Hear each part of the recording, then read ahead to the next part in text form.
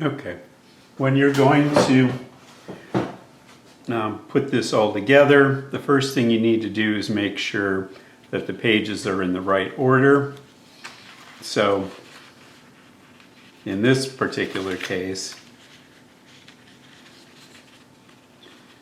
my document goes 2, 3, 4, 5. Yours is hopefully going to be better marked than that. 6, 7, 8, 9, 10. So in the right order, because that's going to make life easier. Secondly, I'm going to take this and I'm going to score these pages. I'm going to take a straight edge. I've got a plastic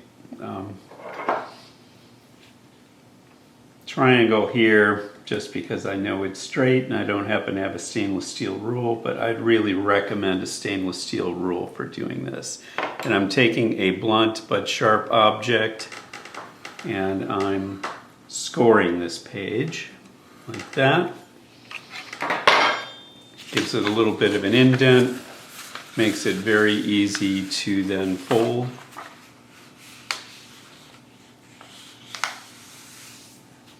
And then I can use my fingernails to press it. And so I've got the cover. Put that over there. As I fold these, as I score these,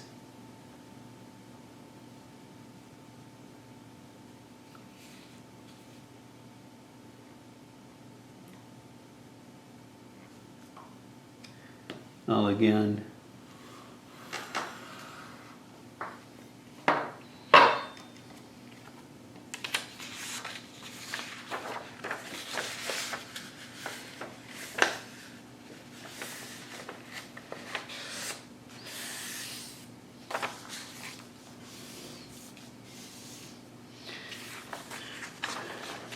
and I take that and I just place it right inside of here.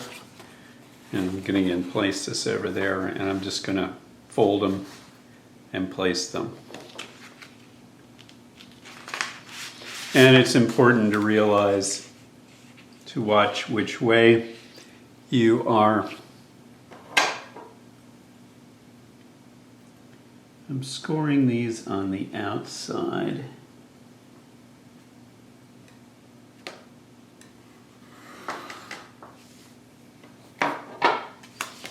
But I'm making sure that this number is higher, or no, this number is lower than this number, so it folds that way.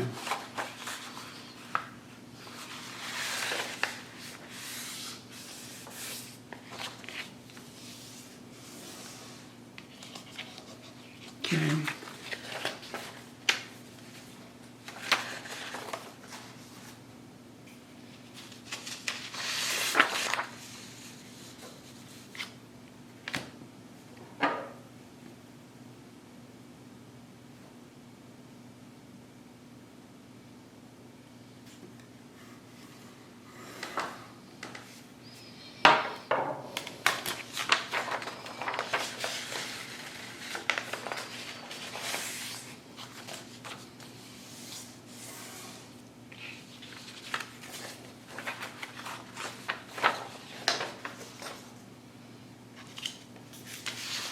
And the last one.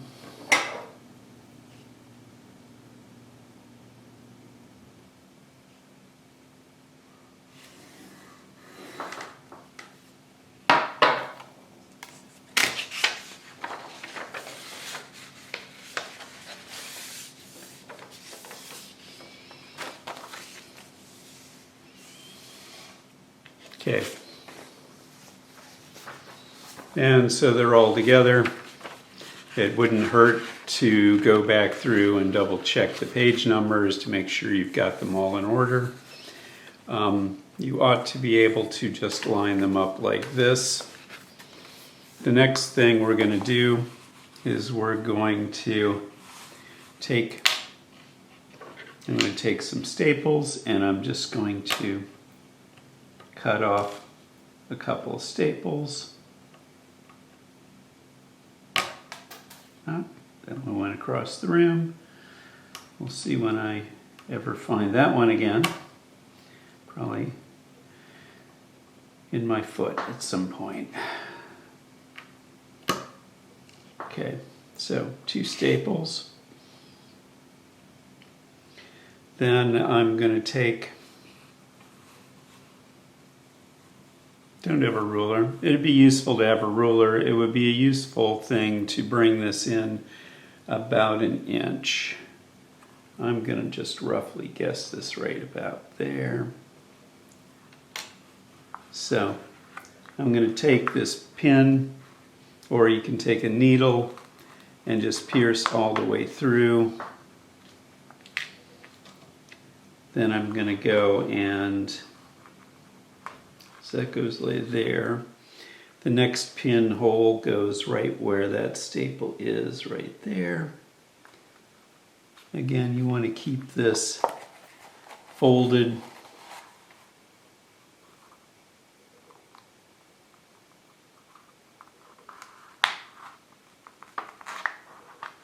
Pierce it all the way through. So you want this staple to really just line up perfectly with that edge, like that. Then when I come over here, I'm going to hold the staple straight up and fold it down.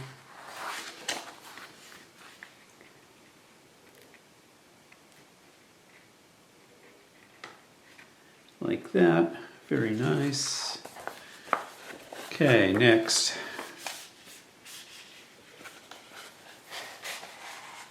Then I'm going to create another hole, equidistant in.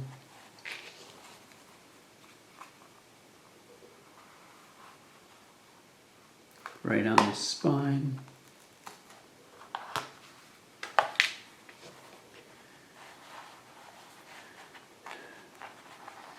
Staple in.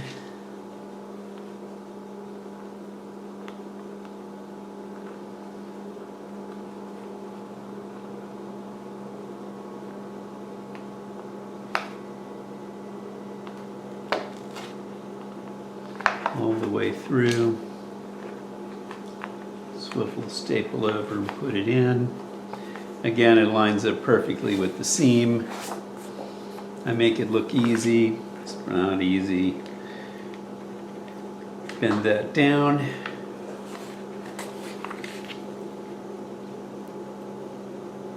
Bend that down. And so it's now a booklet. Okay? Next, we're going to trim it. The way we're going to trim it is we're going to leave this open like here. We're going to take a straight edge along here.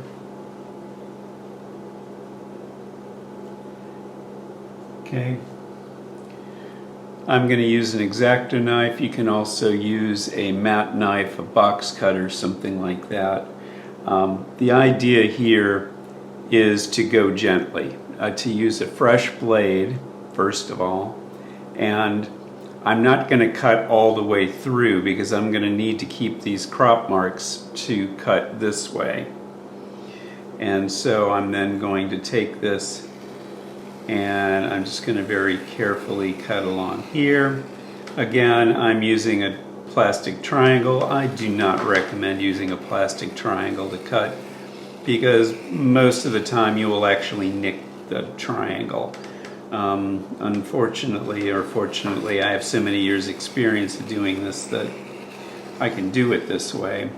But it would be better if you had a stainless steel ruler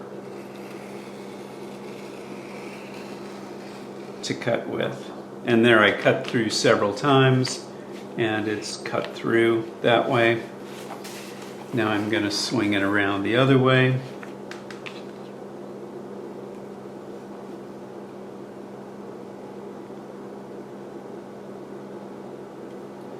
And I'm going to cut, again, I'm going to cut gently.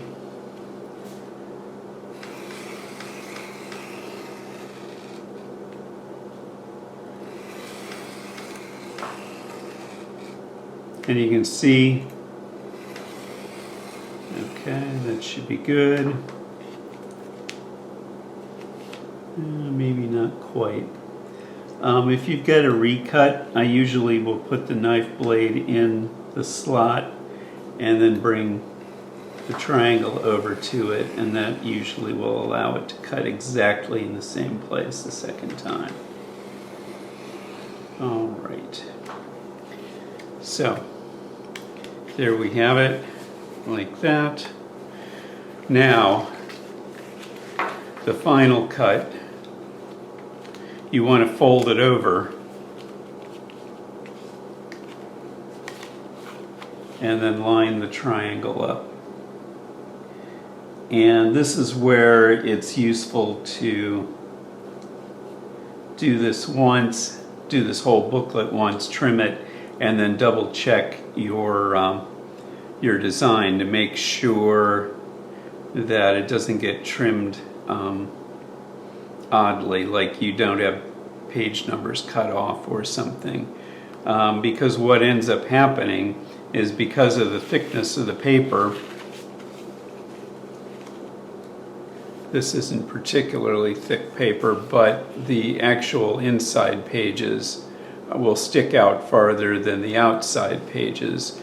And so if your page numbers are really close to the edge, they may not trim off on the outside pages, but on the inside pages they may actually trim off because of the difference caused by the paper nestling inside of each other. And if you gave this to a printer, oftentimes a printer would compensate, know exactly how much to compensate for it, and may be able to adjust things, but that's not what we're doing here. So, and now I'm going to cut through very carefully.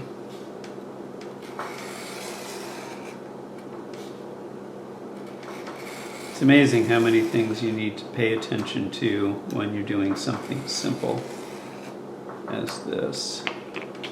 And let's see, do we have, so the book is clear. Notice that we've created a window here that allowed us to keep our crop marks.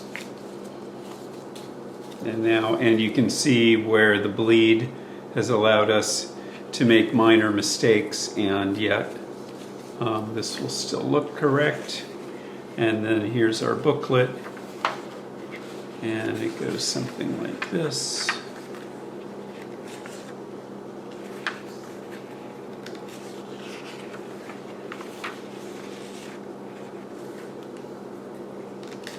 And we just want to double check to make sure everything is okay. Because of the way I put the page numbers on, in fact, there's no problem with this particular booklet.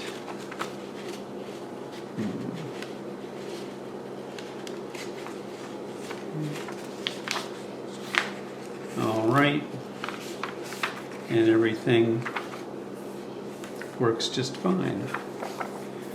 We might even want, for the purposes of this booklet, to actually take and bend it back the other way, and then bend it, and that'll give it a little bit more flexibility. Not that you would ever want to do that with a real book. Okay, and that's how you put together a book once you have the imposition